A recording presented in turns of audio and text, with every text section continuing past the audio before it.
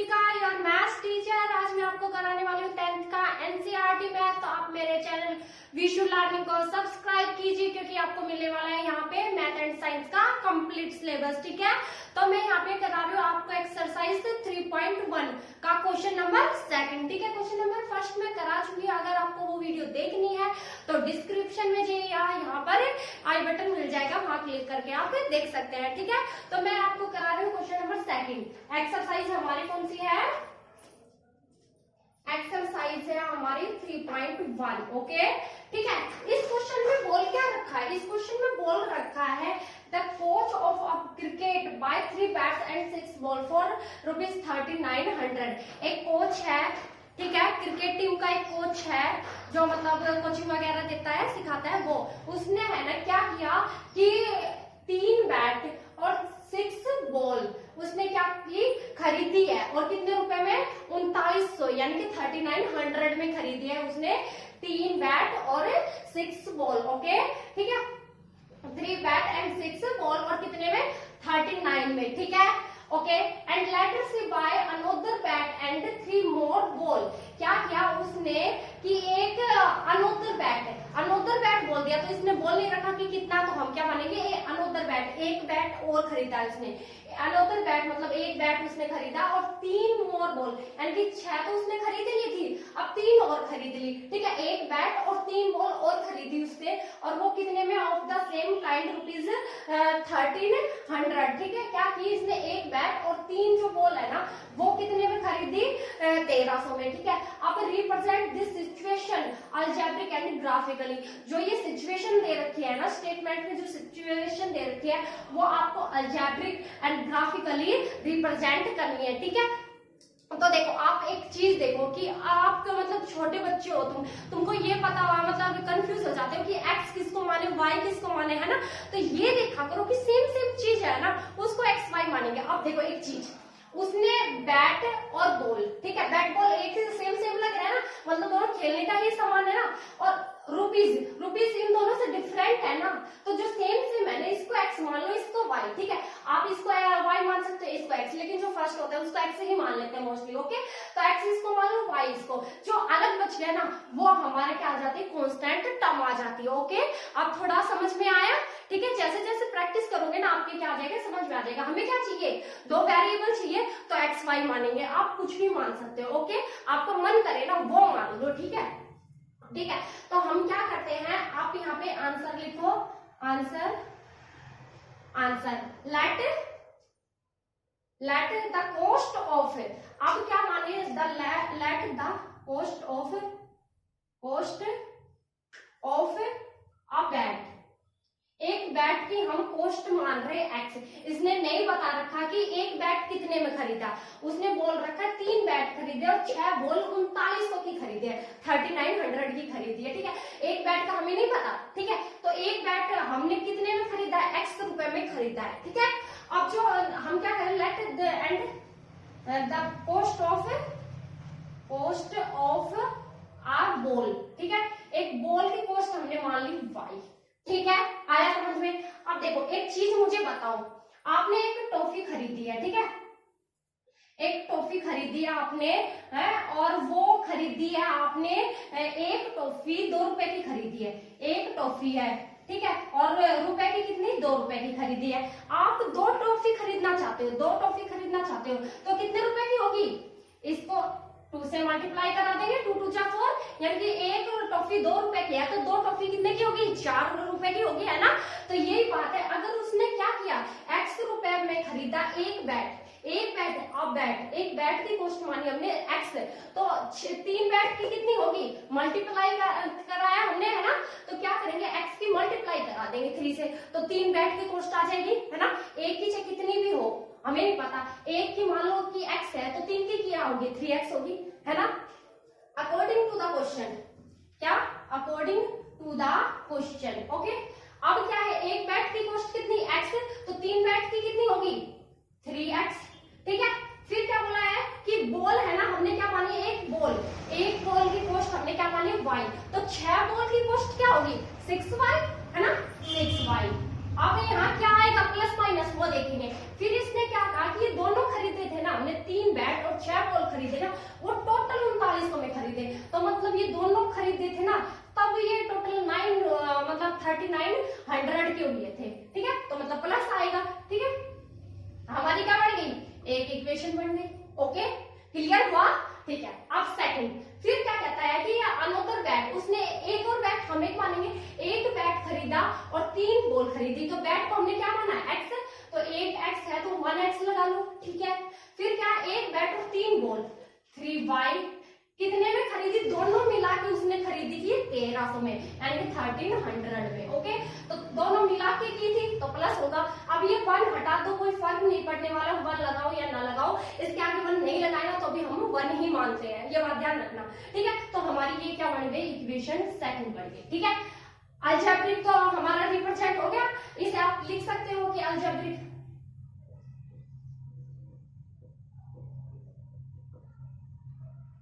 Representation, या represent कर दिया हमने, ठीक है। रिप्रेजेंट अलजेब्रिक तो ओनली आपको यही करनी है। अब आपको करना है ग्राफिकली। ग्राफिकली के लिए बता देती हूँ मैं आपको, किसी का आप ग्राफ देखोगे ना, सबका अलग अलग मिलने वाला है, ठीक है, ये बात ध्यान रखना। सेम आपको नहीं मिलेगा किसी का भी, कोई कुछ रखेगा एक्स की वैल्यू तो वाई की उसकी अलग आएगी, ठीक है, किसी ने कुछ रखी तो उसकी अलग आएगी, किसी ने कुछ रखी, तो मतलब ये सेम नहीं मिलने वाला है, ठीक है, ये बात ध्यान रखना। ओके, अब हम ग्राफिकली शो करते हैं, ठीक है, इसको अब ग्राफिकली करेंगे तो क्या सबसे इजी मेथड क्या होगा, सबसे इजी मेथड है, आप क्या लो, फॉर इक्वेशन यहाँ पे लिखो, हाँ यहाँ पे लिख लेते हैं फॉर इक्वेशन, इक्वेशन या लिख दो फ्रॉम फर्स्ट के लिए कर रहे हैं हम। फर्स्ट क्या है हमारी 3x plus 6y equal to 3900, इसके लिए टेबल बना रहे हैं, ठीक है, ये टेबल बना लो आप। मिनिमम 2 सॉल्यूशन चाहिए हमें एक इक्वेशन के, ठीक है, यहाँ x की वैल्यू और यहाँ y की, ठीक है। x की वैल्यू आप 0 मानो, x की वैल्यू 0 मानो, सबसे इजी मेथड है, x की वैल्यू 0 मानो, तो यहाँ 0 कर देंगे पुट, प्लस 6y, देखो x की वैल्यू 0 मानी और ये 3, x के प्लेस पे 0 और ये 3 लिख दिया, 6y, okay, and 3900, okay, clear है। अब ये तो 0 ही हो गया, 3 की 0 से मल्टीप्लाई की तो 0 हो जाता है, हाँ बिल्कुल, ठीक है, ये तो 0 ही हो गया, बचा क्या मेरे पास 6y इक्वल टू 3900। अब इसको मैं यहाँ पे कर लू शो, ठीक है, क्या है मेरे पास 6y इक्वल टू 3900, ये क्या है, इस साइड मल्टीप्लाई में है तो दूसरी साइड क्या हो जाता है, डिवाइड में हो जाता है जाके, ठीक है, तो y के यहाँ पे डिवाइड कर दो, डायरेक्ट कर दो, आप कट कर दो आप, ठीक है, काटोगे तो 6 जा 36 है ना, बचे कितने मेरे, यहाँ पे बचे मेरे 3। आपको ऐसे नहीं आ रहा तो आप ऐसे करते हैं, 3900 को हम 6 से डिवाइड करते हैं तो 6 जा 36, ओके, बचे कितने हमारे 3, ये 300 बचे, ठीक है, 6 5 जा 30, ठीक है, ये 30 हो गया, ओके, 6 5 जा नहीं, ये ओनली 6 5 30, ओके, फिर क्या हो गया हमारा 0, ये क्या बचा हमारा 0 ना जाने की 0, तो कितने हो गए हमारे 650, ठीक है। तो आप ऐसे भी कर सकते हो, डायरेक्ट किसी को ऐसे करना आता है तो वो ऐसे भी कर सकता है, ठीक है, क्या हो गया हमारा 650, ओके, y की वैल्यू क्या होगी हमारी 650, ठीक है। अब क्या करते हैं, अब हम करते हैं, आपको ये करके दिखाना है, ठीक है, अब करते हैं हम क्या, y की वैल्यू 0 मान लेते हैं, तो y की वैल्यू 0 पहले लिख लेते हूँ। इक्वेशन क्या है हमारी 3x plus 6y equal to 3900, y की वैल्यू 0 मानी तो 6, ठीक है, यहाँ y लिख देते हैं, 0 लिख देते y के प्लेस पे, यहाँ 3x इक्वल टू 3900, ठीक है, ये तो 0 ही हो गया है ना, 6 के 0 से मल्टीप्लाई की तो 0, ठीक है, इसको हटा देती हूँ, ठीक है, तो बचा क्या मेरे पास 3x इक्वल टू 3900, x की वैल्यू अब ये 3 साइड इंटू में है तो दूसरी साइड क्या हो जाएगा डिवाइड में, तो ये x 3 यहाँ से हटा दूं, 3 से काटेंगे तो 3 1 जा 3, ठीक है, 3 3 जा 9, तो कितने आ गए हमारे, आप कैसे करके देख रहे हैं ना, ऐसे डिवाइड करके, ठीक है, तो ये कितने आएंगे 1300 आएंगे, x की वैल्यू आ गई हमारी 1300, ठीक है, फॉर इसके लिए होगा फर्स्ट के लिए। अब हम क्या करते हैं, आपको ये करके दिखाना है, ये करके दिखाया और ये करके दिखा देना, ठीक है। अब हम करें फ्रॉम सेकंड, सेकंड हमारी क्या है, x plus 3y equal to 1300। ठीक है, अब क्या करते हैं, इसके लिए हम टेबल बना लेते हैं। टेबल बनाएंगे तो ये कुछ इस टाइप से बनेगी, ये ठीक है, ये x और ये y, x की वैल्यू 0 मानो इसमें, तो मान लेती हूँ मैं x plus 3y equal to 13, तो x की वैल्यू 0 तो ये 0 होगी, प्लस 3y इक्वल टू 13 तो ये तो 0 ही होगी। ठीक है, 3y इक्वल टू 13 ये 100 है, ठीक है 100, तो y इक्वल टू क्या आ गया 1300 डिवाइड बाई, ये इनटू में है उस साइड, डिवाइड हो जाएगा, तो कट करेंगे तो इससे क्या आता है हमारा, तो करके दिखा दूं, तो आएगा ये कुछ 433 कुछ इस पे कटेगा। ठीक है, तो ये कंप्लीट नहीं जाएगा, तो काट देते हैं हम किससे, 3 से, 3 4 जा 12, ओके बचा 1, ये 0 उतार ली, 3 3 जा 9, ठीक है बचा 1, ये 0 उतार ली, 3 3 जा 9, तो ऐसे ही जाता रहेगा 4 3 3 3 3, तो हम यहाँ पे लिख सकते हैं 4 3 3, ओके ठीक है क्लियर, ओके। अब क्या करेंगे, हमने x की 0 मानी था, y की 0 मान लेते हैं, ठीक है y की 0 मानी, तो इसमें पुट कर देती हूँ मैं, आपको ऐसे रब नहीं करना है वहां एग्जाम में, ठीक है, पर आप तो कर भी कैसे सकते हो, ठीक है, ये ब्लैक बोर्ड थोड़ी ना होगा वहां पे, ठीक है। अब y की वैल्यू 0 मानेंगे तो x प्लस 3 और ये y के प्लेस पे 0 और ये 1300, ठीक है। अब क्या, ये तो 0 ही हो गई हमारी, तो x इक्वल टू 1300, x की वैल्यू क्या आ गई हमारी 1300, ठीक है, ये टेबल बन गई और एक ये टेबल बन गई, ठीक है क्लियर, ओके। तो इसके लिए पॉइंट क्या आया मेरा, इसके पॉइंट लिख लो, आप कंफ्यूज हो जाओ तो इससे बढ़िया पॉइंट लिख लो, इसके पॉइंट आए हमारे, इस वाले के लिख लेते 0 और 433, ठीक है, एंड सेकंड पॉइंट आए हमारे 1300 0, ठीक है, और एक इसके आए जो ये वाली टेबल है, इसके मैं इस वाले के लिख लेती हूँ, फर्स्ट वाले के यहाँ पे लिख देती हूँ पॉइंट, क्या 0 एंड 650 एंड सेकंड क्या है 300 ठीक है, ये सेकंड का पॉइंट है, सेकंड इक्वेशन का, और ये फर्स्ट, ठीक है। ये करने के बाद आपको ग्राफिकली करना है, ठीक है, हाँ वो लिख लिया ना, ठीक है। ये हमारा क्या था कुछ देख लेती हूँ मैं, कोई बात नहीं,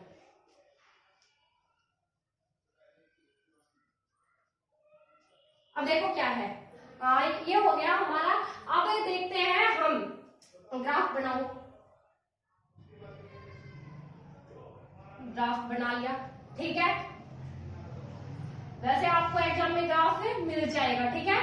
ये हमारी y एक्सिस होती है, ये y डैश यहाँ पे, क्योंकि यहाँ नेगेटिव आता है इसलिए y डैश, यहाँ x नेगेटिव आता है इसलिए x डैश, यहाँ 0 0 होता है ना, पता है हमें, और ये यहाँ होता है x, यहाँ पॉजिटिव। अब देखो मैक्सिमम नंबर हमारे पास क्या है, ये हमारे पास 1300 है, ओके, तो 1300 तक ले जाने के लिए हमें क्या होगा, 200 200 ऐसे रख लेते हैं, क्या सही होगा ना, हाँ बिल्कुल सही होगा, ऐसे रख लेते हैं, तो ये हमारा 200, ये 400, ये 600, ये 800, सेम गैप होना चाहिए, ये 1000 एंड 1200 और ये 1400, ओके ठीक है।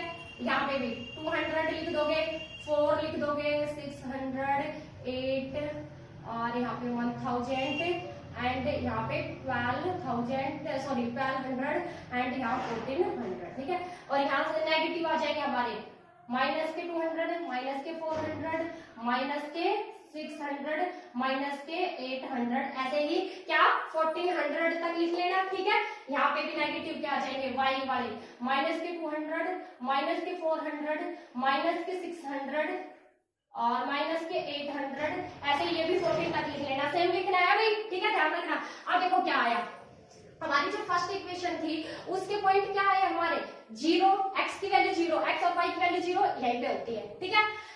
अब ये देखो बस, ये x होता है आगे और पीछे y होता है, तो y की वैल्यू क्या है 650, तो y की 600 पॉजिटिव है, ये ध्यान रखना, पॉजिटिव साइड लेना, नेगेटिव हो तो नेगेटिव साइड, तो 650, तो ये लगभग यहाँ पे आ जाएगा, है ना, यहाँ पे आएगा, ओके। अब ये देखना कि x की वैल्यू, ये x की, ये y की, अब एक इक्वेशन पहली है ना वो कंप्लीट कर लो, ठीक है। x की वैल्यू कितनी है 1300, ये लगभग यहाँ पे आ जाएगी 1300, ठीक है। एंड y की वैल्यू क्या है हमारी, ये 1300, ठीक है। ये आया मेरा पॉइंट। अब इसको लिख दो कि ये क्या था हमारा, x की वैल्यू तो 0 थी एंड y की वैल्यू कितनी थी, 650 थी। ये पॉइंट मेरा क्या है, x की वैल्यू तो कितनी है हमारी 1300 एंड y की वैल्यू 0, ठीक है। अब क्या कर दो, आप इसको क्या कर दो, टच कर दो, ड्रा कर दो ये लाइन, ओके।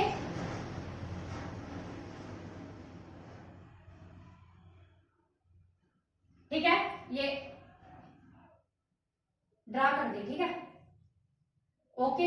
इसको जो नेम था ना हमारी, क्या थी इक्वेशन थी हमारी 3x प्लस y, है ना, ये थी हमारी, हाँ 3x, 3 बैट थे इसमें, कितने थे हमारे बैट, हाँ sorry 3x plus 6y equal to 3900, ये इक्वेशन मेरी ये थी, ठीक है। अब सेकंड इक्वेशन करते हैं। सेकंड इक्वेशन क्या है हमारी, x की वैल्यू क्या है 0 एंड x की वैल्यू 0 यहीं पे है, और y की वैल्यू क्या है हमारी, ये x की वैल्यू होती है, ये y, ये x की है और ये y की, x की वैल्यू 0, y की वैल्यू कितनी है 433, तो y की वैल्यू 433 लगभग यहाँ पे मिलेगी, ठीक है, यहाँ पे मिलेगी, ठीक है। तो इसको लिख दो, x की वैल्यू 0 एंड y की 433, ये पॉइंट है हमारा, ठीक है। और सेकंड क्या है हमारे, x की वैल्यू 1300, तो यही सेम पॉइंट है, और y की वैल्यू 0, तो यही सेम पॉइंट, ओके। अब हम क्या करते हैं, इसको ड्रा कर देते हैं,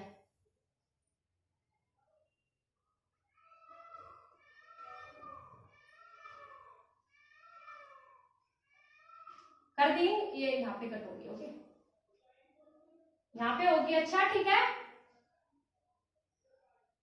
तो इसको, ये इक्वेशन उसका लिख देते हैं, कौन सी इक्वेशन थी हमारी, x plus 3y equal to 1300, ठीक है। यही आपका क्या हुआ, सोल्यूशन हुआ, ठीक है। आपको बस इतना ही करना है और ये लिख देना आंसर, ओके। यही हमारा क्या था, रिक्वायर्ड था। इसको ये लिख देना ग्राफिकली, या फिर ना भी लिखो तो भी उन्हें पता है क्या, ग्राफिकली, ओके। ग्राफिकली ये था, और अलजेब्रिक हमें इक्वेशन ही बनानी होती है, ठीक है। बस ये आपका आंसर है। अगर आपको ये वीडियो पसंद आई हो तो इसे लाइक करना, शेयर करना, और क्या करना, मेरे चैनल ऋषु रानी को सब्सक्राइब करना, क्योंकि आपको यहाँ पे मिलेगा मैथ एंड साइंस का कंप्लीट सिलेबस। और एक बात ध्यान, जो मैंने बताई थी नोट कर लेना कि किसी का भी ग्राफ सेम आपको नहीं मिलेगा, ठीक है, ये बात ध्यान रखना। And thank you.